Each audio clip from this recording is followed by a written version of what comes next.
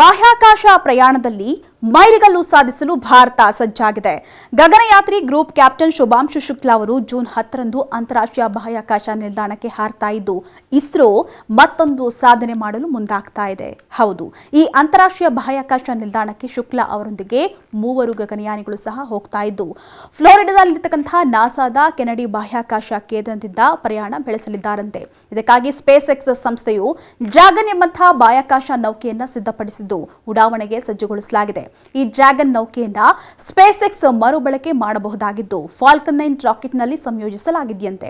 ಇನ್ನು ಆಕ್ಸಿಯಂ 4 ಕಾರ್ಯಕ್ರಮದ ಭಾಗವಾಗಿ ಅಂತಾರಾಷ್ಟ್ರೀಯ ಬಾಹ್ಯಾಕಾಶ ನಿಲ್ದಾಣಕ್ಕೆ ಗಗನಯಾತ್ರಿಗಳನ್ನ ಕಳುಹಿಸ್ತಾ ಇದ್ದು ಒಟ್ಟು 14 ದಿನಗಳ ಕಾಲ ಇರಲಿದ್ದಾರಂತೆ. ಇನ್ನು ಭೂಮಿಯಿಂದ ಹೊರಡುವಂತಹ ಗಗನಯಾತ್ರಿಗಳು 28 ಪ್ರಯಾಣದ ಗಂಟೆ ಬಳಿಕ ಜೂನ್ 11ರಂದು ಭಾರತೀಯ ಕಾಲಮಾನ ರಾತ್ರಿ ಅಂದ್ರೆ 10:30ರ ವೇಳೆಗೆ ಅಂತಾರಾಷ್ಟ್ರೀಯ ಬಾಹ್ಯಾಕಾಶ ನಿಲ್ದಾಣವನ್ನ ತಲುಪಲಿದ್ದಾರಂತೆ. ಇನ್ನು ಜೂನ್ 11ರ ರಾತ್ರಿ 10:30ಕ್ಕೆ ಡ್ರ್ಯಾಗನ್ ಗಗನ ನೌಕೆಯನ್ನ ಐಎಸ್ನೊಂದಿಗೆ ಜೋಡಾವಣೆ ಮಾಡಲಾಗುತ್ತಂತೆ. ಇನ್ನು ಈ ಹಿಂದೆ 1984ರಲ್ಲಿ ಭಾರತದ ರಾಕೇಶ್ ಶರ್ಮಾ ಅವರು ರಷ್ಯಾದ ಗಗನ ನೌಕೆಯಲ್ಲಿ ಗಗನಯಾನವನ್ನ ಕೈಗೊಂಡಿದ್ರು.